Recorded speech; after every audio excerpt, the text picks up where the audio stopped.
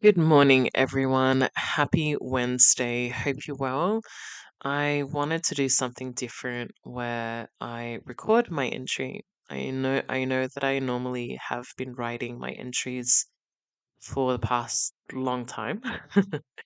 But yeah, just thought I'd do a recording of today's entry. So today's entry is about, do we listen to music differently than we did 20 years ago? From CDs to streaming, how music consumption has changed. Music has been the soundtrack to our lives for generations, but the way we listen to it has changed dramatically over the years. From browsing record stores and building CD collections to downloading tracks onto MP3 players and now streaming millions of songs with a single tap, technology has completely transformed our listening habits. But has the experience of discovering and enjoying music changed as well? Today, we're taking a trip down memory lane to explore how music consumption has evolved over the past 20 years.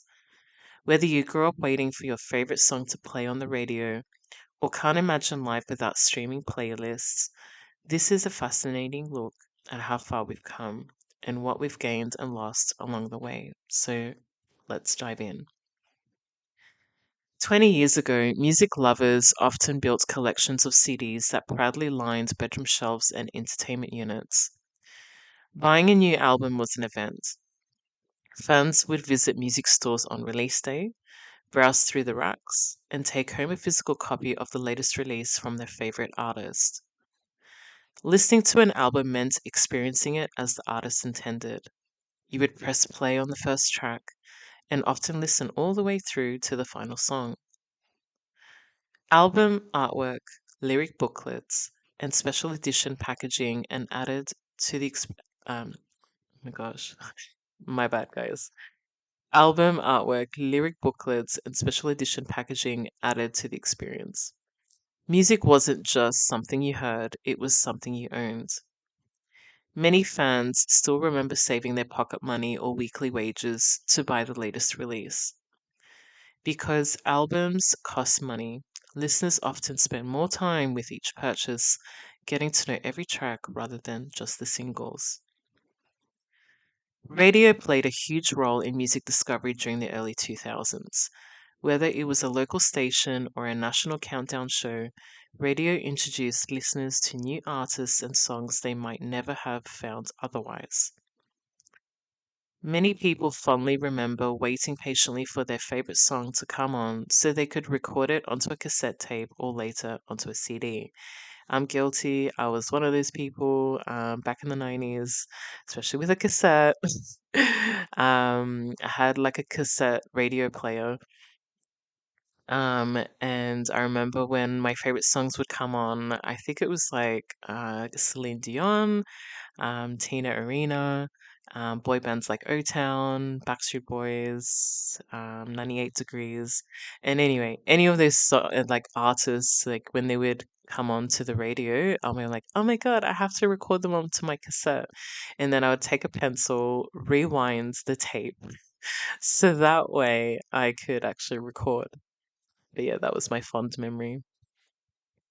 Okay, so back to the entry. So radio created shared experiences.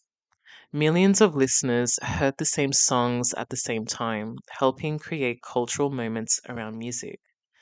Today's radio stations still have influence, but they now compete with countless digital platforms for listeners' attention. The mid 2000s brought one of the biggest changes in music history: digital downloads. Services like Apple's Music Store allowed listeners to purchase individual songs instead of entire albums. These changed consumer behavior dramatically. For the first time, people could buy only the tracks they wanted. The single became more important than ever, and artists began focusing heavily on creating standout songs that could generate downloads. Portable MP3 players became essential gadgets, allowing users to carry thousands of songs in their pocket. Music suddenly became more portable and personalized. Instead of listening to a carefully curated album, many listeners started creating playlists filled with their favorite songs from different artists and genres. Today, streaming has transformed music consumption yet again. With a monthly subscription, listeners can access millions of songs instantly from virtually anywhere around the world. Services recommend music based on listening habits, introducing audiences to artists they may never have discovered otherwise. Need playlists for a workout? There's one available. Looking for a relaxing music playlist to study? There's a playlist for that too. Want to revisit hits from the 1980s and 1990s? Just search and press play. The convenience is undeniable. Music has become more accessible than ever before. While streaming offers incredible convenience, some music fans argue that something has been lost. Because music is now available instantly, many listeners spend less time with the individual albums. Songs can be skipped after only a few seconds. Playlists often replace full album experiences. The excitement of visiting a record store or unwrapping a newly purchased CD has largely disappeared for younger generations, which is very true because in the 90s, like my first cassette album was Tina Arena, the Don't Ask album. That was like so exciting for me because it was my very first album as a kid. Um, and got to experience like a physical copy where I could listen to all my favorite songs. And I didn't skip any of the songs because obviously it's a cassette and you don't want to ruin it. Um, but I loved listening to it right until the late 90s. I think until the early millennium, and then everything changed from cassette to CDs, and then CDs became a thing.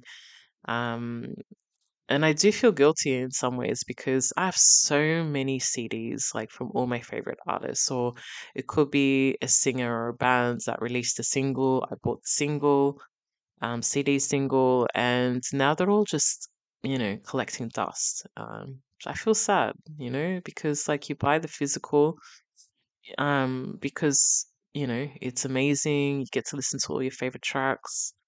Um, but then there's the streaming, like Spotify, you've got YouTube Music, you've got Amazon, you've got iHeartRadio, so many music platforms, that you can stream now where you don't have to put a CD, into your laptop or into a, DVD player or whatnot. Um, because you can just listen to it digitally now. I guess it's just the future, sadly. Um, so yeah. It was like I will say, like it was such an amazing experience. Like when I would go to a record store, I would pre-order my favorite album, and it's packaged in its wrapping still when I would pick it up, and then get home and then open it up, and I'm like, oh my God, I'm so excited because I want to look at the artwork. I was actually one of those people, so I wanted to look at the artwork, see if there was any lyrics to each song that I liked, so I could follow along and sing along. So yeah, it was my favorite, honestly. It was such a different time, different era for sure. Um, if I could go back to the 1990s to early millennium, I would so would, honestly. It was such a different time when it came to, buying a physical copy of your favorite artist, their album or their CD single. I've got so many of those. Going to in-stores so that way they could sign those, so very fond memories of that. Okay, on to the next one. So, the return of vinyl. Interestingly, while technology continues to advance, vinyl records have experienced a remarkable comeback. Many music fans enjoy the tactile experience of owning a physical record, admiring large album artwork, and listening to an album without constantly skipping tracks. For some listeners, vinyl represents a slower and more intentional way of enjoying music. It's proof that despite all our technological advances, there is still a desire for a deeper connection with music. Which is true because when I was younger, my mom, she had a huge collection of vinyls. I didn't really appreciate it very much. I was like, oh, no, I don't want to listen to the music on vinyl. I guess, I don't know, maybe I thought it wasn't cool. I'm not sure. Um, but obviously the artists that she had, like the Bee Gees, Tom Jones, Maria Callas, um, Elvis Presley, um, like really like genuine vinyls from those times. It was so cool. I think it was cool now when I grow older, but when I was younger, I didn't find it as much. But then when I grew older, and obviously when vinyl, became, I guess, fashionable again, um, I started, well, my husband and I, we started to slowly buy vinyls just for our collection of our favorite singers. We have the vinyl record player. Um, and we listen from time to time, like our records that we've purchased, and it just has a different sound when you listen to it, comparing to your live streaming a song on YouTube or on Spotify or Amazon or whatnot. It has a different sound. I don't know if you guys agree with me on this one. When you listen to a vinyl record, it has a different sound, a different feel to when you listen to it. Tell me what you think in the comments section below about that.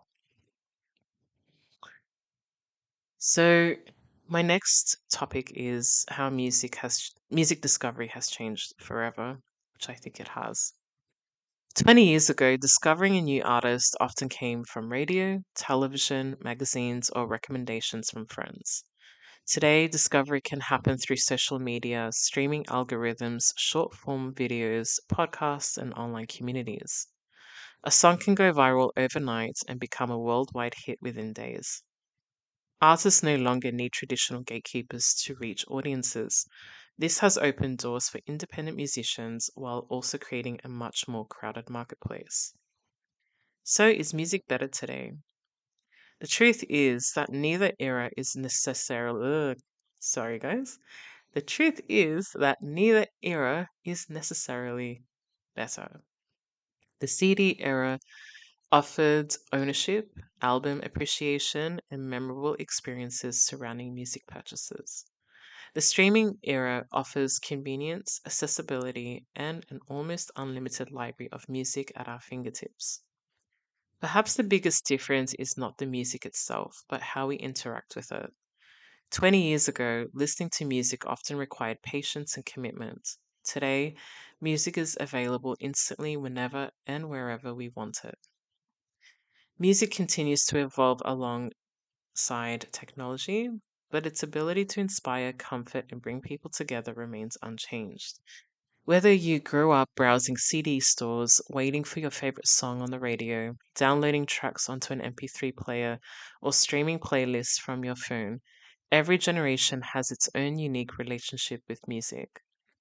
The formats may change, but the emotional connection stays the same. And perhaps that's the most beautiful thing about music. It always finds a way to adapt while continuing to soundtrack our lives. Just FYI, if you hear little snores in the background, it's my dog who is she is sleeping beside me. She is a very loud snorer. She's a King Charles Cavalier. Her name is Mia. She's 3. So if you hear snores in the background, please, I apologize. It's just my little munchkin in her deep sleep. So yes. Um, so yes. My next part is, oh my gosh, I lost my train of thoughts. Oh, okay. And the end part of it is, what about you guys? How did you listen to music 20 years ago and how do you listen to it today? Do you miss CDs and radio or do you prefer the convenience of streaming? Let me know in the comments. I'd love to hear your music journey.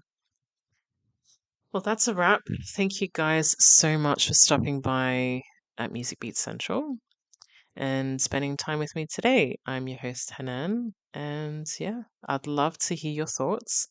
How did you listen to music 20 years ago, and how do you enjoy it today? And are you still collecting CDs and vinyl records? Or has streaming become your go to way to listen? If you enjoyed today's entry, make sure to follow, like, and subscribe to Music Beat Central on Instagram and Facebook. Just go at Music Beat Central and you'll find me there, so you don't miss out on all things music. Your support means the world and helps this wonderful music loving community continue to grow. Thank you guys so much for stopping by, and see you all in the next one. Much love and ciao for now.